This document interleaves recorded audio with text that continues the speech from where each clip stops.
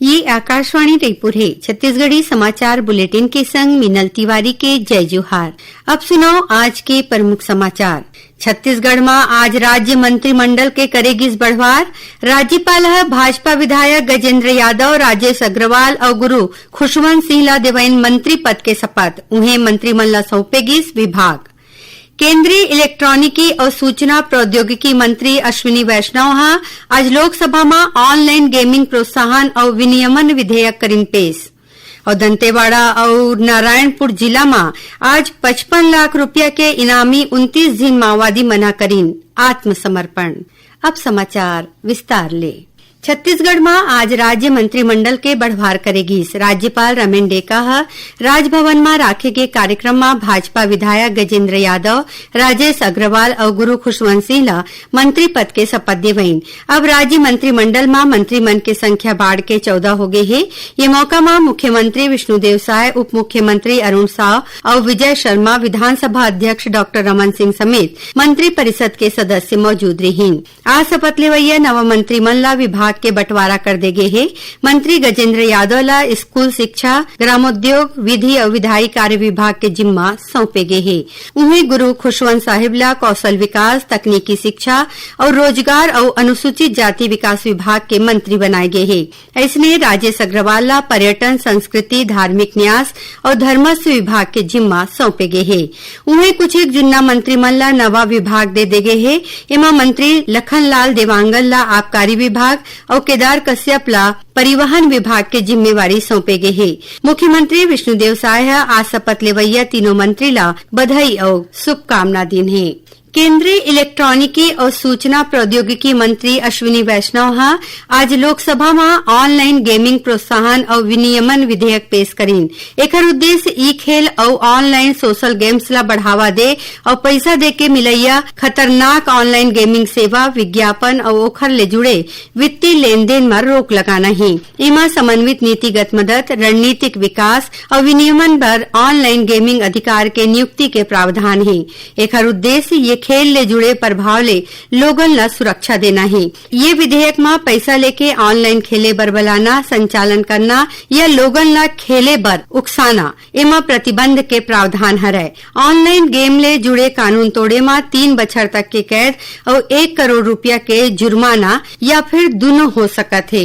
बस्तर संभाग में चलाए जात पूना मारगेम माने पुनर्वास ले पुनर्जीवन अभियान में दंतेवाड़ा और नारायणपुर जिला में आज कुल 29 जिन माओवादी मन आत्मसमर्पण करीन है, जिमा 10 महिला माओवादी शामिल हैं। दंतेवाड़ा जिला में आज जो 21 जिन माओवादी मन आत्मसमर्पण करीन, ओमा ले 13 जिन मन पर करीबन 25 लाख रुपया के इनाम घोषित रहीस। ये माओवादी मन दंतेवाड़ा रेंज के उप महानिरीक्षक कमलोचन कश्यप और केंद्रीय रिजर्व पुलिस बल सीआरपीएफ के पुलिस उप महानिरीक्षक राकेश चौधरी के आगू आत्मसमर्पण करीन है। उन्हें नारायणपुर जिला में 2 महिला समेत 8 जिन माओवादी मन आत्मसमर्पण करीन। ये जम्मू झनु पर 30 लाख रुपया के इनाम घोषित रही। आत्मसमर्पण करैया दोनों जिला के माओवादी मनों पर आने घटना में शामिल रहे के आरोप है। ये माओवादी मन राज्य सरकार के पुनर्वास नीति में 50-50 हजार रुपया के प्रोत्साहन रकम देगी। संगे संग शासन को तिले कौशल विकास खातिर प्रशिक्षण और किसानी बर भूइयां देवाए जाही। मुख्यमंत्री विष्णुदेव साय सबो जिला के कलेक्टर मल्ला कहे हैं कि अब पेशी के दौर खत्म करके राजस्व प्रकरण मन के निपटारा तय बेरा में करे जाए। मुख्यमंत्री ये निर्देश काली मंत्रालय में सरकारी योजना मन के समीक्षा करत दीन। वीडियो कॉन्फ्रेंसिंग ले सबो जिला के कलेक्टर मन संग बोला श्री साय कहिन कि राजस्व मामला में कोताही बर्दाश्त नहीं करे जाही। बैठका में मुख्यमंत्री नामांतरण, अविवादित बंटवारा, अभिलेख दुरुस्ती, त्रुटि सुधार, भू अर्जन, सीमांकन और डायवर्सन ले जुड़े प्रकरण के स्थिति के जानकारी लीन। ओमन भारतमाला परियोजना में भू अर्जन, माओवाद प्रभावित क्षेत्र में रद्दा बनाए समेत कतकोन आने विषय में गोट बात करीन है। संगे संग मुख्यमंत्री छत्तीसगढ़ निर्माण के 25वीं वर्षगांठ में मनाए जाने वाला छत्तीसगढ़ रजत महोत्सव के तैयारी के घलो समीक्षा करीन। छत्तीसगढ़ी समाचार बुलेटिन आप मन आकाशवाणी रायपुर ले सुना था। छत्तीसगढ़ के खबर ले है आपके वास्ता और खबर के विश्वसनीयता ले है हमार वास्ता। आकाशवाणी समाचार रायपुर के प्रादेशिक समाचार बुलेटिन के संगे संग हमार समसामयिक कार्यक्रम आप रेडियो के संग अपन मोबाइल में घलो सुन सकत हो। आकाशवाणी समाचार फेसबुक, ट्विटर और यूट्यूब में घलो हावय। हमार फेसबुक पेज हरे Chhattisgarh news on AIR, Twitter handle CGAIR news और हमार YouTube channel Chhattisgarh AIR news. तो अब रेडियो के संगे संग आपके मोबाइल के माध्यम ले हम आप तक पहुंचत हन। छत्तीसगढ़ के हर खबर पर सुनत रहो आकाशवाणी समाचार। अब आगू बढ़बो बाँचे समाचार कोती। छत्तीसगढ़ उच्च न्यायालय ह 3 IAS और 2 आने अधिकारी मन ला अवमानना के दोषी ठहराए हे। बछर 2013 में जेल विभाग में काम करत फार्मासिस्ट वर्ग 2 के कर्मचारी मन ह शिकायत करे रहीन कि वो मन ला आने विभाग के फार्मासिस्ट मन के तुलना में कमती तनख्वाह दे जावत हे। फार्मासिस्ट मन ह ये मामला में हाईकोर्ट में याचिका दायर करे रहीन, जेमा सुनवाई करत कोर्ट ह याचिकाकर्ता के पक्ष में फैसला सुनाइन। फिर राज्य शासन हा ये फैसला ला लागू करे के जगह हाई कोर्ट में अपील करीन, जौन ला अदालत हा खारिज कर दे रहीस। एकर बाद याचिकाकर्ता मन हा कोर्ट के फैसला लागू करे में होवैया अबेर के सेती अवमानना याचिका दायर करीन। एमा न्यायाधीश रविन्द्र कुमार अग्रवाल हा कोर्ट के अवमानना मानत IAS अधिकारी अविनाश चंपावत, हिमशेखर गुप्ता और अमित कटारिया के खिलाफ 50-50 हजार रुपया के जमानती वारंट जारी करे हैं। उन्हें IPS हिमांशु गुप्ता और मनोज पिंगवाला घलो अवमानना नोटिस जारी करीन। ये मामला के अवैया सुनवाई 4 सितंबर के होही। रायपुर के राज्य सैनिक बोर्ड कार्यालय में आज वीर नारी, वीर माता और पूर्व सैनिक मन बर स्वास्थ्य जांच शिविर लगाए गई। छत्तीसगढ़ और ओडिशा सब एरिया कोसाकोती ले राखे गए ये शिविर में गृह विभाग के अपर मुख्य सचिव मनोज कुमार पिंगवा और मुख्य अतिथि के रूप में संग्रीन। कार्यक्रम में ब्रिगेडियर तेजिंदर सिंह बावा वीर नारी और वीर महतारी मन ला सम्मानित करेन। Chhattisgarh real estate regulatory authority रेरा रियल एस्टेट क्षेत्र में पारदर्शिता और जवाबदेही बढ़ाए बर स्वैच्छिक अनुपालन योजना लागू करे है। ये योजना अवैया सितंबर महीना तक प्रभावी रही।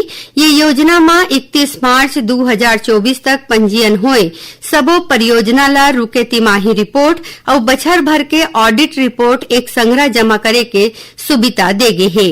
रुके रिपोर्ट जमा करे में विलंब शुल्क में 70% तक छूट मिली। उन्हें जौन परियोजना तीर काम पूरा होए के प्रमाण पत्र हावय ओमन ला 90% तक छूट दे जाही। 30 संवर्ग के नवा पदोन्नत प्राचार्य मन बर आज ले रायपुर के शासकीय शिक्षा महाविद्यालय परिसर में ऑनलाइन ओपन काउंसलिंग के काम शुरू हो गए हैं। 23 अगस्त तक चलैया ये काम में 845 पदोन्नत प्राचार्य शामिल होही। काउंसलिंग 2 पाली में रखे जाते। पहली पाली बिहनिया 10 बजे ले 1:30 बजे तक और दूसर पाली मंझनिया 2 बजे ले संझा 5 बजे तक होही। दोनों पाली में 150 प्राचार्य मन ला शामिल करे जाही। काउंसलिंग के आखिरी दिन 23 अगस्त के बाकी दिन अनुपस्थित रहवैया प्राचार्य मन ला घलो मौका मिलही। Old listeners group of Chhattisgarh कोतिले आज रेडियो श्रोता दिवस मनाएगी। रायपुर के वृंदावन हॉल में राखे गए कार्यक्रम में छत्तीसगढ़ के आने राज्य ले घलो श्रोता संग्रीन। Old listeners group of Chhattisgarh zone के प्रांतीय अध्यक्ष मोहन लाल देवांगन हा बताइन कि ये कार्यक्रम में old listeners group of India के राष्ट्रीय अध्यक्ष महेंद्र मोदी, आकाशवाणी रायपुर के कार्यालय प्रमुख वी राजेश्वर और कार्यक्रम प्रमुख पंकज मेश्राम शामिल हुई। ये दौरान कार्यक्रम में विशेष रूप ले मौजूद छत्तीसगढ़ के लोक गायिका कविता वासनिक छत्तीसगढ़ी लोकगीत प्रस्तुत करीन। और अब जानन मौसम के हाल। मौसम विभाग के मुताबिक एक ऊपरी हवा के चक्रवाती घेरा दक्षिण पूर्व मध्य प्रदेश के ऊपर बने हैं। उन्हें मानसून द्रोणिका दक्षिण कोती स्थित है। मौसम विज्ञानी HP चंद्रा बताइन कि एकर प्रभाव ले प्रदेश में कतकुन जगह में हल्का ले मध्यम वर्षा और गरज चमक संग छीटा बौछार होए के संभावना हरे। उन्हें 1-2 जगह में गाज गिरे के चेतावनी देगे है। आखिर में प्रमुख समाचार एक घाव फेर। छत्तीसगढ़ में आज राज्य मंत्रिमंडल के करेगी बढ़वार। राज्यपाल भाजपा विधायक गजेंद्र यादव, राजेश अग्रवाल और गुरु खुशवंशी न देवईन मंत्री पद के शपथ। उन्हें मंत्रिमंडल सौंपेगी विभाग। केंद्रीय इलेक्ट्रॉनिकी और सूचना प्रौद्योगिकी मंत्री अश्विनी वैष्णव आज लोकसभा में ऑनलाइन गेमिंग प्रोत्साहन और विनियमन विधेयक करीन पेश। और दंतेवाड़ा और नारायणपुर जिला में आज 55 लाख रुपया के इनामी 29 जिन माओवादी मन करीन आत्मसमर्पण। एकरे संग छत्तीसगढ़ी समाचार बुलेटिन यहीं सिरावत है। जय जोहार।